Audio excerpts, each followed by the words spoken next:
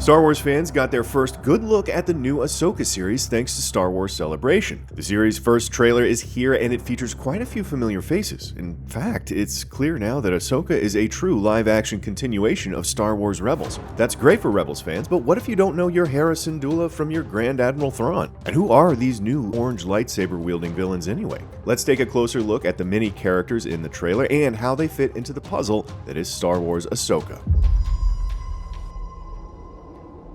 Something's coming. Something dark. The series stars Rosario Dawson as Anakin Skywalker's former Padawan Ahsoka Tano. We know it's building on Dawson's previous appearances in The Mandalorian Season 2 and The Book of Boba Fett. Ahsoka Tano!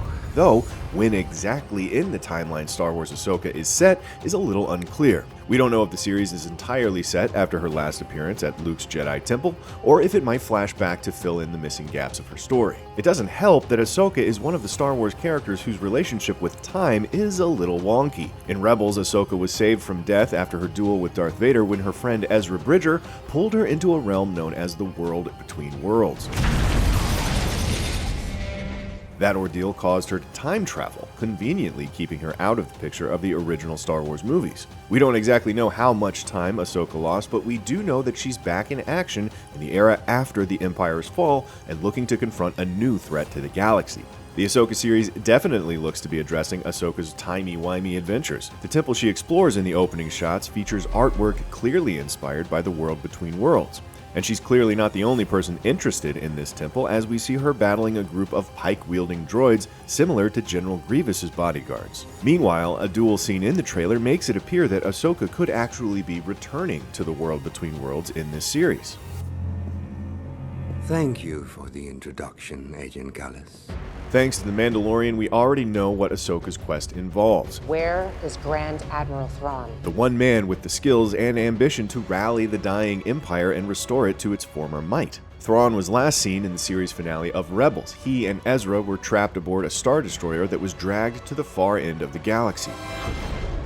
As with Ahsoka, that plot twist conveniently took Thrawn and Ezra out of the equation for the original trilogy, while still keeping them in play for future stories. That time is finally here. We see a brief glimpse of Thrawn from behind in the trailer. Lucasfilm hasn't yet revealed who's actually playing Thrawn, but this at least confirms we'll be seeing the character in the series. And in a fun nod to the classic Star Wars expanded universe, Ahsoka refers to Thrawn as Heir to the Empire. Heir to the Empire is the novel that first introduced Thrawn in 1991, and we'd bet it's having a significant influence on Star Wars Ahsoka. What we don't know is whether Thrawn is actually the main villain of Star Wars Ahsoka.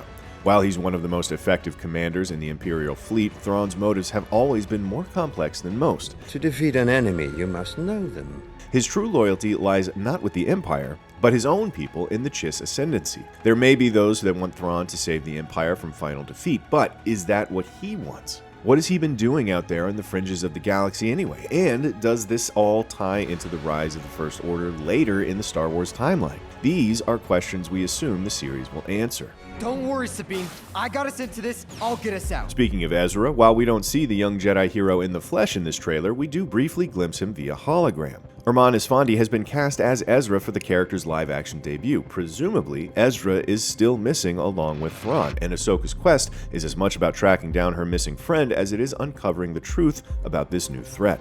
It's also worth pointing out the shot of a Lothcat in the trailer, a callback to the iconic Rebels critter and Ezra's unique Force connection with animal life. You have the wisdom of a ruler. There's no one I trust to wield the Darksaber more than you. The character holding that Ezra hologram is none other than Natasha Liu Bordizzo's Sabine Wren, another main character from Rebels. Sabine is a Mandalorian with an unusually rebellious streak and colorful fashion sense. Of the Spectres, Sabine was closest with Ezra, and it's clear she's still dwelling on Lothal and feeling the pain of his loss even years later. Ezra, please, get out of there! Sabine is another character for whom the series has some big gaps to fill. We don't know what she's been up to since the fall of the Empire. What role did she play in defending the doomed Mandalore from the Empire's purge? How does she feel about the Darksaber, a weapon she briefly wielded, falling into the hands of Moff Gideon? Whatever's been going on with Sabine, it's clear Ahsoka is hoping to recruit her for the hunt for Thrawn, and we have to assume she'll be signing on. That's a distress call. Sounds like one of ours. It's close. Come on. Also making the jump from animation to live action is Hera Syndulla, captain of the Ghost and one of the best pilots in the Rebel Alliance. Lucasfilm has finally confirmed that Hera will be played by Mary Elizabeth Winstead. We also see Hera's trusty droid companion Chopper in the trailer, making this Chopper's second live-action Star Wars appearance. As with Sabine, we assume Ahsoka is looking to recruit Hera for the hunt for Thrawn and Ezra. Unlike Sabine, however, Hera might be a little more conflicted. As we learned at the end of Rebels, Hera now has a son named Jason. Born to fly, just like his mother. Jason was fathered by the Jedi Kanan Jarrus before Kanan's tragic sacrifice in Rebels Season 4. We wouldn't be surprised if Hera is using the Empire's defeat as an excuse to settle down and be a mother. Will she risk everything to get back in the fight now? Thrawn's exact role in the series may be unclear, but we do see two new villains in the trailer. Ray Stevenson and Ivana Sankno are both playing unnamed Dark Jedi characters who come into conflict with Ahsoka. Interestingly, these characters may not actually be traditional Sith Lords.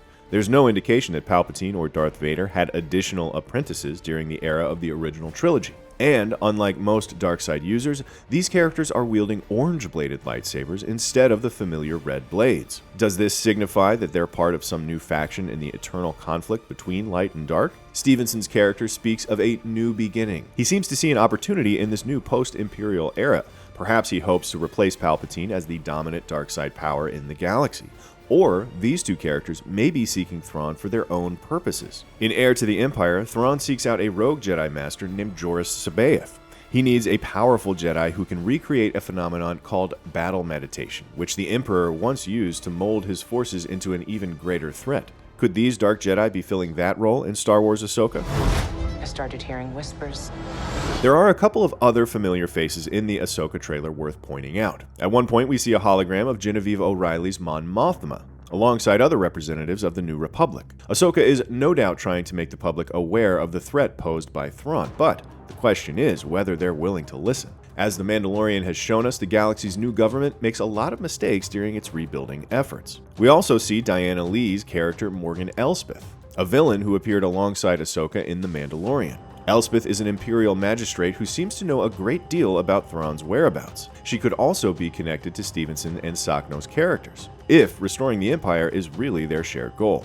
Finally, there appears to be at least one more Dark Jedi character in play. We see a scene of Ahsoka battling what looks to be an Inquisitor. As far as we know, the Inquisitors are all dead at this point in the timeline. Maybe that's not quite true, or maybe this scene is a flashback to the period of Star Wars Rebels. Or this is more of that time travel nonsense. There's really no way to tell right now. What happened? Where am I? That's everyone you should know from the Ahsoka trailer. Who are these new villains and what is their relationship to Thrawn? Let us know your theories in the comments and make sure you like and subscribe to IGN wherever you like to watch. Perhaps it is time to begin again.